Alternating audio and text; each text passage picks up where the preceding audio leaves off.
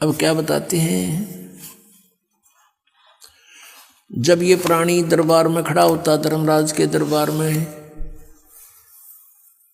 उसमें फिर इसे पूछा जाता है कि तू यहाँ से एक वायदा करके गया था, प्रतिज्ञा करके गया था कि अब के भक्ति करूँगा, बकवाद नहीं करूँ, तूने वो काम किया नहीं जो उद्देश्य लेकर गया था।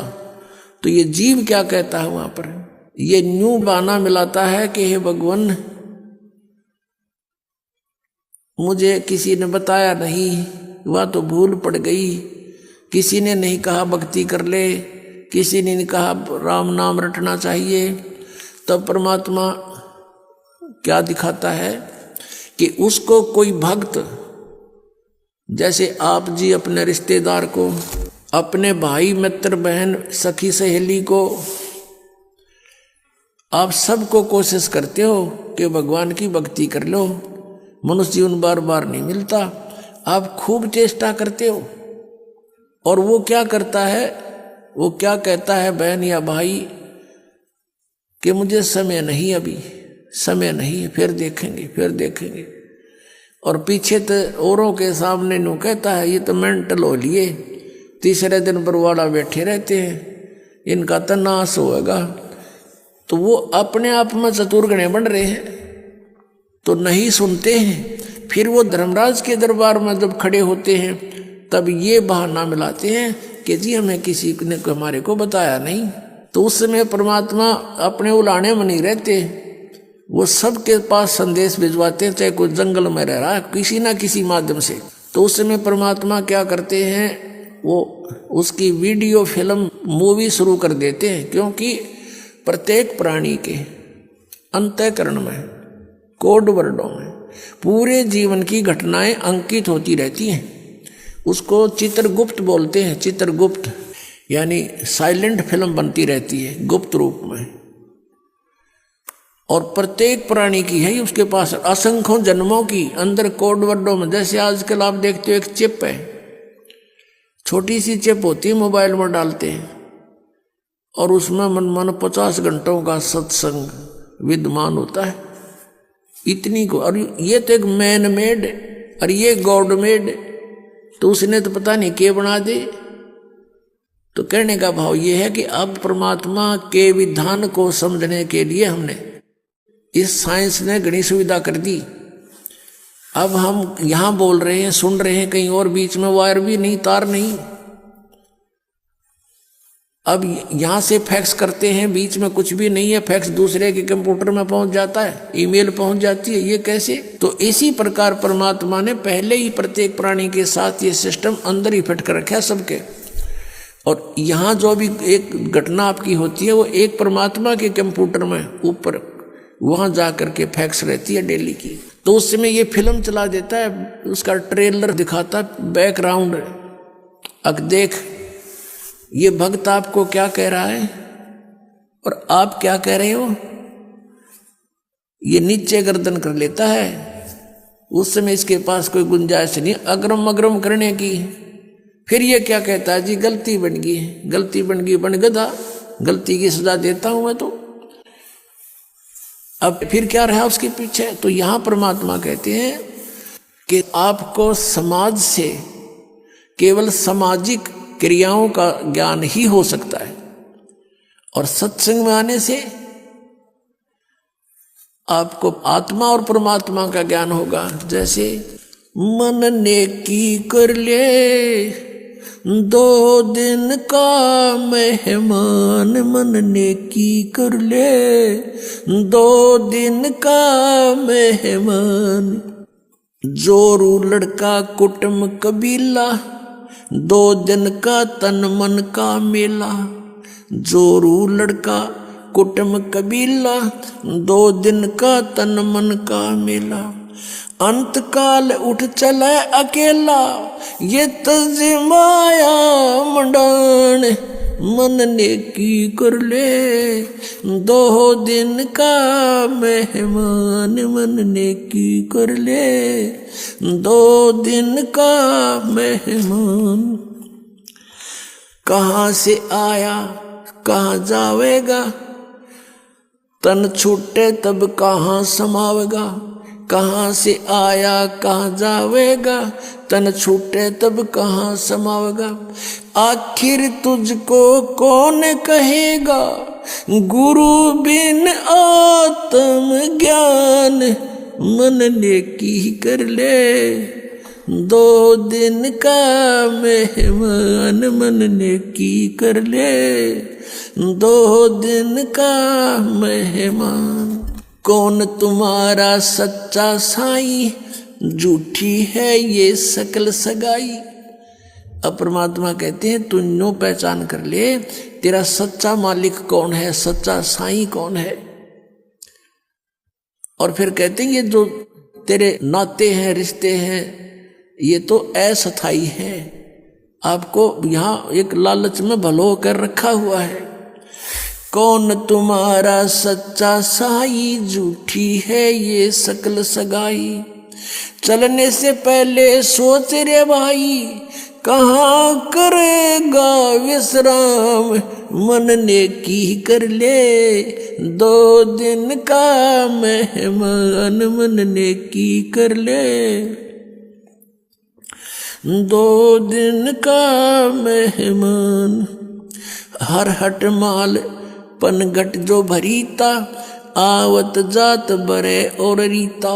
जुगन जुगन तू मरता जीता, करवा ले रे कल्याण। मन ने की कर ले, 2 दिन का मेहमान। मन ने की कर ले, 2 दिन का मेहमान। 184 की सह तरासा, ऊंच नीच घर लेता बासा।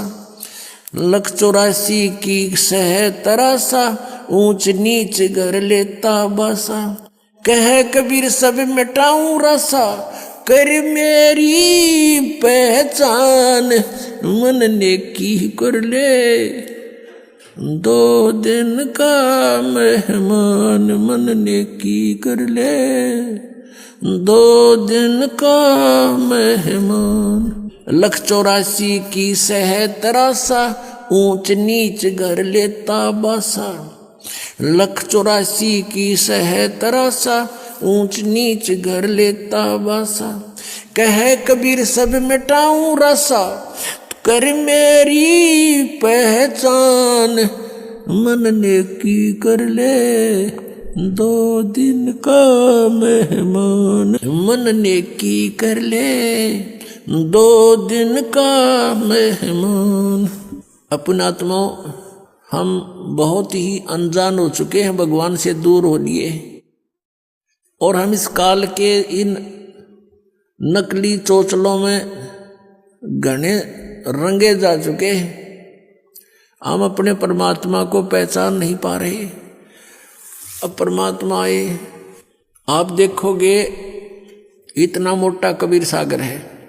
कबीर साहब की वाणी, कबीर साखी न्यारी रहेगी, कबीर बीजक अलगत है, और कबीर साहब की शब्दावली न्यारी।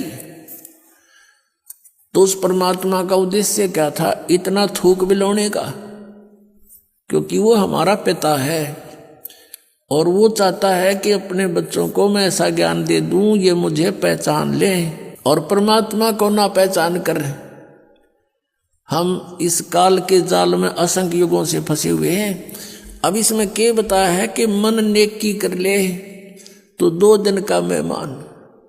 इस संसारिक सुख को, संपत्ति को जोड़ने में अपना जीवन नष्ट ना करे, और जो तुझे मिलना है वो निर्धारित कर रखा पहले ही, इससे कम नहीं रहेगा, ज्यादा नहीं मिलेगा तुझे। हम भगवान के विधान को भूल के और दुखी हो रहे हैं।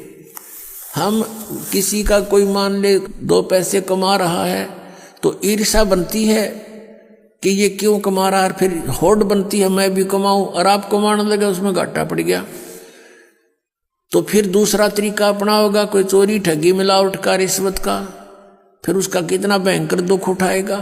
तो कहने का भाव ये है कि इस तरह की जो पीड़ाएं हमें हो रही हैं बिना ज्ञान के हो रही है। अब भगवान आकर के हमें क्या बताता है कि तेरी पत्नी और पुत्र, जोरू लड़का और ये कुटुंब कबीला, ये 2 दिन का तेरे तन मन का मेला, और अंत समय उठ चले अकेला।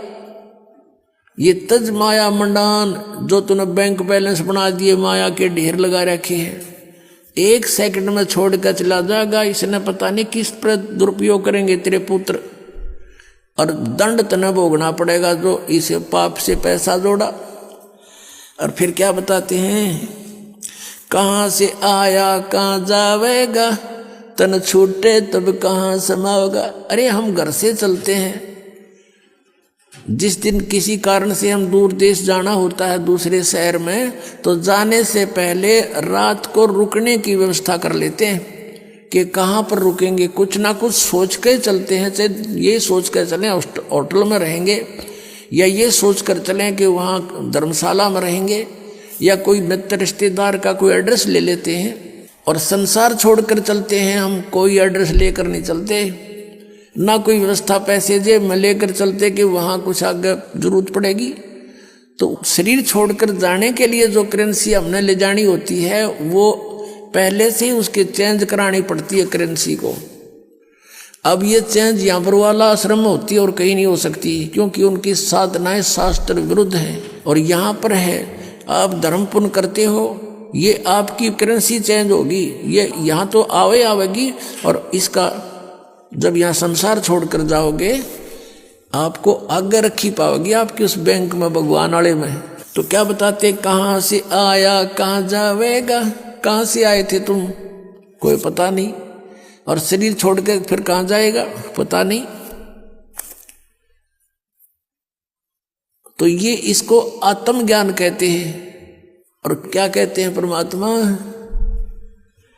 कहाँ से आया कहाँ जावेगा, तन छूटे तब कहाँ समाओगा। आखिर तुझको कौन कहेगा, गुरु बिन आत्म ज्ञान, मन ने की कर ले 2 दिन का मेहमान। अपना आत्माओं, हम इतनी गहराई से सोचते नहीं भगवान के इस विचार को, वो क्या कहना चाहते हैं। अब कैसे बोलते थे परमात्मा, कहीं भी जाकर खड़े हो जाते थे कबीर परमेश्वर, और अपनी इस आवाज में परमात्मा अपनी अमृतवाणी को बोलना शुरू कर देते। जैसे ये शब्द आपको सुना रहा है ये दास, इसमें कितना गहराई भरी हुई है। कहते हैं कि तू संसारिक व्यवहारिक लोगों से संपर्क में है, और वो तुझे केवल व्यवसाय की ट्रेनिंग ही दे सकते हैं, व्यवहारिक बातें ही बता सकते हैं, तो कितने अच्छी आत्माएं हैं। लेकिन तुझको गुरु के बिना ये आत्मज्ञान कोई नहीं बता सकता। आखिर तुझको कौन कहेगा, गुरु बिन आत्मज्ञान, मन ने की कर ले 2 दिन का मेहमान। अपने आत्माओं, ये शब्द गान के नहीं, ये रोण के हैं। अब ये गाना नहीं है, जैसे किसी का पुत्र मर जाता है और वो माई रो रही होती है, और वो गा भी रही होती है, लेकिन वो गा नहीं रही उस समय, वो रो रही होती है उस गाने के माध्यम से। तो यहाँ परमात्मा रो रहे हैं हमारे को कि तू कहाँ इस संसारिक व्यवहारिक बातों में सारा जीवन नष्ट कर रहा है, तुझे गुरु के बिना कौन बताओगा, तू कौन है, कहाँ से आया, उद्देश्य क्या था तेरा। आखिर तुझको कौन कहेगा, गुरु बिन आत्मज्ञान है। और उसके निकट नहीं जा रहे तुम। आप देखते हो कितने व्यक्ति सत्संग में आते हैं, बाकी सारे अपने पेट के लिए दिन रात बस दौड़ धूप मचा रहे हैं। और ये सौभाग्य आपका कि आप गुरु का ज्ञान सुनने को मिल गया। ये नकली गुरुआं तभी बात ना बनती परमात्मा के सामने। इस काल ने कितनी कठिनाई पैदा करी, झूठे गुरु भेज दिए, नकली ज्ञान बतावें, नकली नाम बतावें, और ये भोली आत्मा उनको परम धनी मान के, पूर्ण गुरु मान करके आंखें बंद करके बैठे श्रद्धालु। अब उनको कहते हैं कि तुम्हारी साधना गलत है, वो नाराज हो जाते हैं और लड़ने को उतारू हो जाते हैं। अब भोली आत्मा है, उन्होंने तो उनको पूर्ण संत मान रखे है, उनको क्या कहेगा पता नहीं।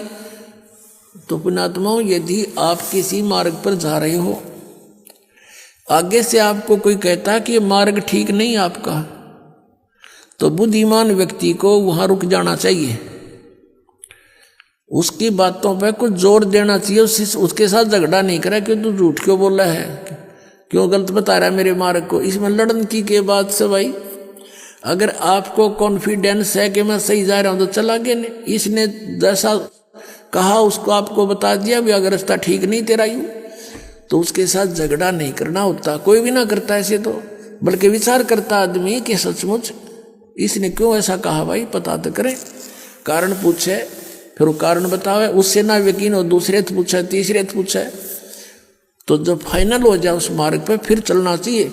और इसी में यही बुद्धिमता है। तो पुण्यात्मा दास बार बार कह रहा है कि ना तो राधा स्वामी पंथ, दन दन सतगुरु पंथ, जय गुरुदेव पंथ वालों के पास मोक्ष मार्ग नहीं है, ये जीवन नाशक है, ये बिल्कुल इनके नाम भी गलत, इनका ज्ञान भी गलत,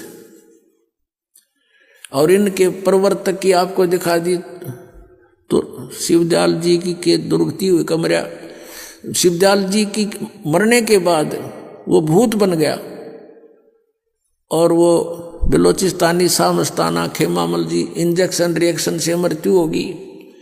और एक और हुए उनके बाबूजी साहब, उसकी हिस्ट्री पढ़ लो तो वो कितने जन थे भुगत का मरा। अब क्या बताते हैं परमात्मा, कहते संशय शोक सराय में सूतक दिन राती, और जीवित जग में जूती पड़े फिर जम तोड़े छाती। यह बिरन मैटी हो ले गया संसार में, वो भूत बन के बुक्की में बोला है। और आगे कहते जम तोड़े छाती, यम के दूत बकलता रहे।